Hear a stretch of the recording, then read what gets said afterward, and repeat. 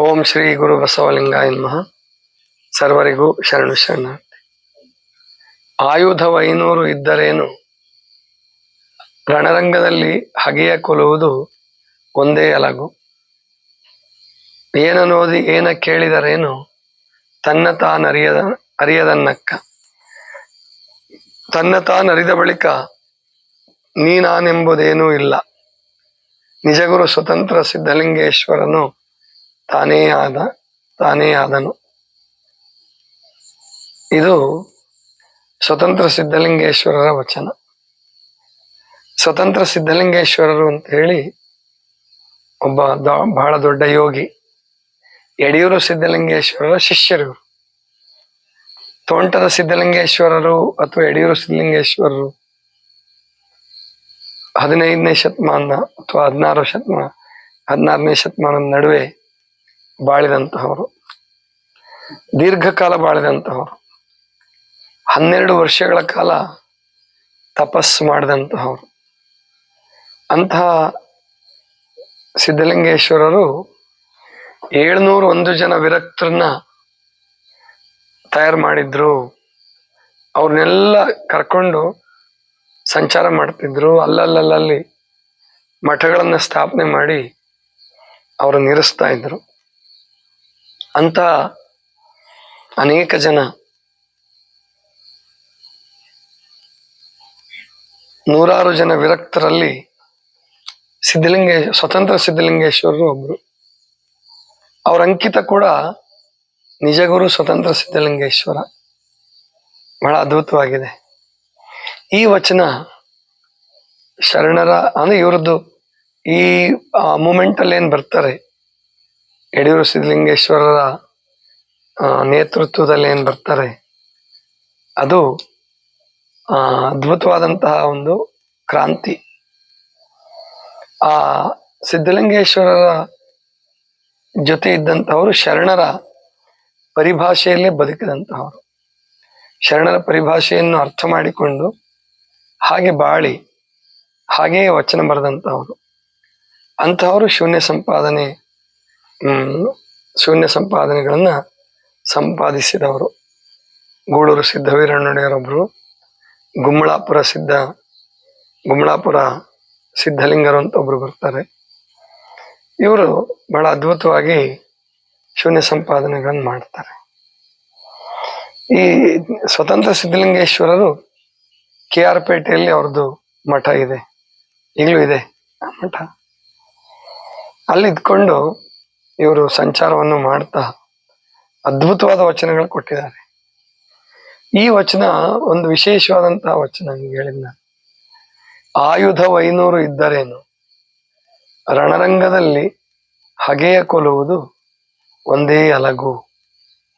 ಅಂದ್ರೆ 500 ಆಯುಧಗಳಿದಾವೆ, ಬೇರೆ ಬೇರೆ ಬೇರೆ ಬೇರೆ ಆಯುಧಗಳಿದಾವೆ. ಆ ಹಗೆಯಾದಂತ ರಾಜ ಅಥವಾ ಹಗೆಯನ್ನು ಕೊಲ್ಲೋದಕ್ಕೆ ಒಬ್ಬನಿಗೆ 500 ಬಳಕೆ ಆಗಲ್ಲ, ಒಬ್ಬೊಬ್ಬನಿಗೆ ಒಂದೊಂದರ ಬಳಕೆ ಆಗ್ಬೋದು. ಒಟ್ಟು ಹಗೆಯನ್ನ ಕೊಲ್ಲಬೇಕಾದ್ರೆ, ಶತ್ರುವನ್ನ ಸಂಹರಿಸ್ಬೇಕಾದ್ರೆ ಒಂದೇ ಅಲಗು, ಚೂಪಾದ ಒಂದು ಆಯುಧ ಸಾಕು. ಹಾಗೆ ಏನನ್ನೋದಿ ಏನ ಕೇಳಿದರೇನು, ತನ್ನ ತಾನು ಅರಿಯದನ್ನಕ್ಕ. ಅಂದ್ರೆ ಈ ಭವ ಅನ್ನುವಂತ ಶತ್ರುವನ್ನು ಗೆಲ್ಲಬೇಕಾದ್ರೆ ನಮಗೆ ತನ್ನನ್ನ ತಾನು ಅರಿಯುವುದು ಇದೇ ಆಯುಧ. ಇಲ್ಲಿ ಏನೇ ಓದಿದ್ರು, ಏನೇ ಕೇಳಿದ್ರು, ಏನೇ ಕಲಿತರು, ತನ್ನನ್ನು ತಾನು ಅರಿಯುವ ವಿದ್ಯೆಯನ್ನು ಕಲಿದೆ ಹೋದ್ರೆ, ಆತ್ಮವಿದ್ಯೆಯನ್ನು ಕಲಿದೆ ಹೋದ್ರೆ ಏನು ಪ್ರಯೋಜನ ಇಲ್ಲ. ಆದ್ರಿಂದ ನಾವಿಲ್ಲಿ ತಿಳ್ಕೊಳ್ಬೇಕು, ತನ್ನನ್ನ ತಾನು ಅರಿಯುವ ಉಪಾಯ ಏನಿದೆಯಲ್ಲ ಅದನ್ನ ಶರಣರು ಹೇಳ್ಕೊಡ್ತಾರೆ. ಅನೇಕ ವಚನಗಳಲ್ಲಿ ಹೇಳ್ಕೊಡ್ತಾರೆ. ಆ ವಚನಗಳನ್ನ ಕಂಠಪಾಠ ಮಾಡಿದ್ರು ನಮ್ಮನ್ನ ಅರಿಯಕ್ಕಾಗಲ್ಲ. ಅರಿಬೇಕಾದ್ರೆ ಅದನ್ನ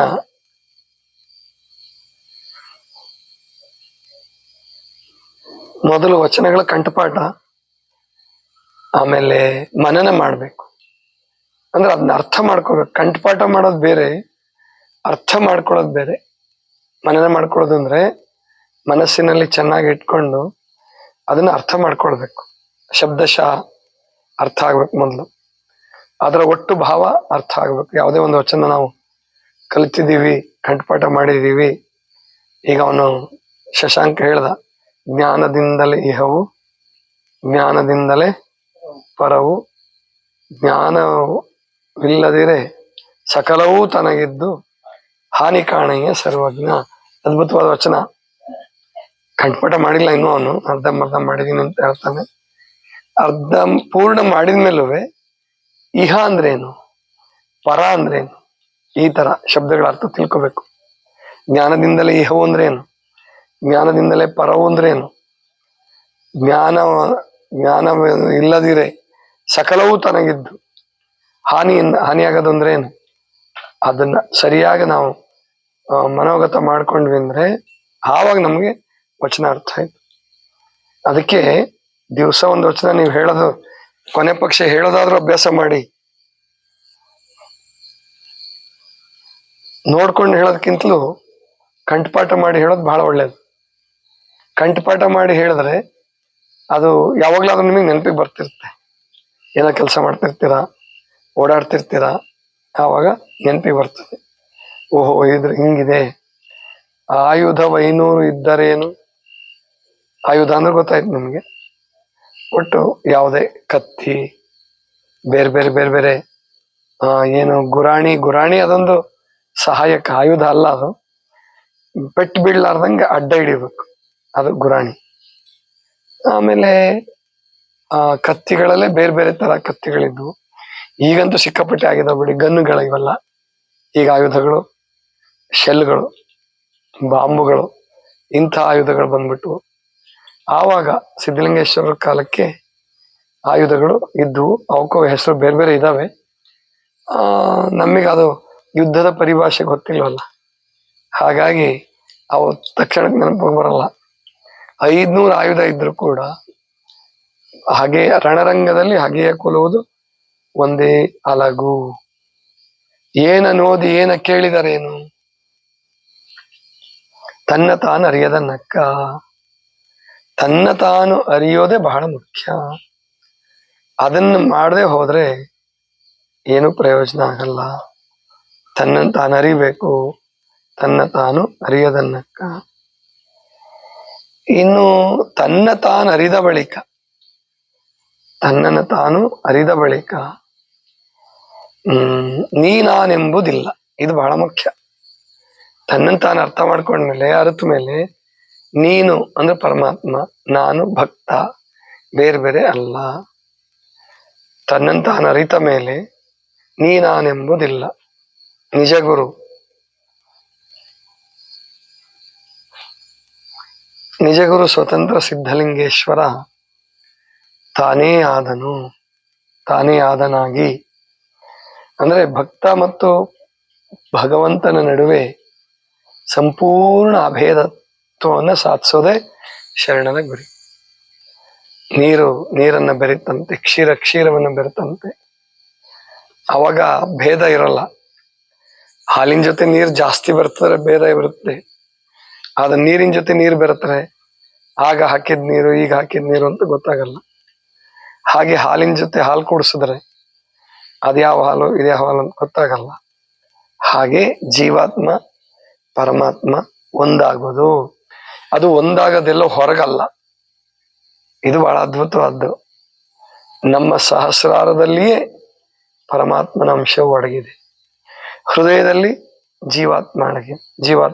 ಆತ್ಮನ ಕೇಂದ್ರ ಹೃದಯ ನಮ್ಮ ದೇಹದಲ್ಲಿ, ಪರಮಾತ್ಮನ ಕೇಂದ್ರ ಸಹಸ್ರಾರ ಅಥವಾ ಆಜ್ಞಾಚಕ್ರ. ಎಲ್ಲವೂ ಚಕ್ರಗಳಲ್ಲಿ, ಎಲ್ಲಾ ಚಕ್ರಗಳಲ್ಲಿಯೂ ಪರಮಾತ್ಮನ ಅಂಶ ಬೇರೆ ಬೇರೆ ರೂಪದಲ್ಲಿದೆ. ಅದಕ್ಕೆ ಲಿಂಗಗಳನ್ನು ಕೂಡ ಹೆಸರಿಸಿದ್ದಾರೆ. ನೆನ್ನೆನ ಮೊನ್ನೆನ ಸುಮತಿ ಹಾಡಿದ್ರಲ್ಲ, ಅವು ಲಿಂಗಗಳು. ಆಧಾರದಲ್ಲಿ ಆಚಾರ ಲಿಂಗ, ಸ್ವಾಧಿಷ್ಠಾನದಲ್ಲಿ ಗುರುಲಿಂಗ, ಮಣಿಪೂರಕದಲ್ಲಿ ಶಿವಲಿಂಗ, ಅನಾಹತದಲ್ಲಿ ಹೃದಯದಲ್ಲಿ ಜಂಗಮಲಿಂಗ, ವಿಶುದ್ಧಿಯಲ್ಲಿ ಪ್ರಸಾದಲಿಂಗ, ಆಜ್ಞಾಚಕ್ರದಲ್ಲಿ ಮಹಾಲಿಂಗ. ಅದನ್ನ ಬಹಳ ಚೆನ್ನಾಗಿ ಜೋಡಿಸಿದಾರ ಹಾಡಲ್ಲಿ. ಒಂದು ಮದುವೆಯ ಉಪಮೆಯನ್ನು ಕೊಡ್ತಾ ಕೊಡ್ತಾ ಅದ್ಭುತವಾಗಿ ಜೋಡಿಸಿದ್ದಾರೆ. ಹಾಗೆ ತನ್ನಂತಾನಾಗೋದು ಅಂದ್ರೆ ಅಥವಾ ತನ್ನಂತಾನು ಅರಿಯೋದು ಅಂದ್ರೆ ಎಲ್ಲೋ ಹೊರಗಡೆಯಿಂದ ಬರುವಂಥದ್ದಲ್ಲ, ಎಲ್ಲೋ ಹೊರಗಡೆಯಿಂದ ಸಾಕ್ಷಾತ್ಕಾರ ಆಗುವಂಥದ್ದಲ್ಲ, ಒಳಗೇ ಅದು ಹೊಡೆದು ಮೂಡ್ತಕ್ಕಂಥದ್ದು, ಅರಿತಕ್ಕಂಥದ್ದು. ಅದನ್ನ ನಾವು ಸರಿಯಾಗಿ ಅರ್ಥ ಮಾಡಿಕೊಂಡು ಜೀವನ ಮಾಡಿದ್ದೆ ಆದ್ರೆ, ಅಥವಾ ಸಾಧನೆ ಬರೀ ಜೀವನ ಮಾಡಿದ್ರೆ ಅದು ಎಷ್ಟು ಜನ್ಮ ದಾಟಿದ್ರು ಏನೋ ಪ್ರಯೋಜನ ಇಲ್ಲ. ಒಂದು ಎಳ್ಕಾಳ ಅಷ್ಟಾದ್ರೂ ಸಾಧನೆ ನಡೀತಾ ಇರಬೇಕು. ಎಳ್ಕಾಳ ಅಷ್ಟಾದ್ರು ಅಂದ್ರೆ ಕೆಲವು ನಿಯಮಗಳನ್ನು ಹಾಕ್ಕೊಂಡು ಸತ್ಸಂಗ, ಆಮೇಲೆ ಗೋಷ್ಠಿಗಳು, ಅನುಭವ ಗೋಷ್ಠಿಗಳು, ಇವುಗಳನ್ನು ಮಾಡ್ತಾ ಮಾಡ್ತಾ ಇದ್ರೆ ಅದು ನಮಗೆ ಸಂತೋಷವನ್ನು ನೀಡ್ತಕ್ಕಂಥದ್ದು. ಇದಿಷ್ಟು ಇವತ್ತಿನ ಚಿಂತನ. ಸರ್ವರಿಗೂ ಶರಣ ಶರಣ.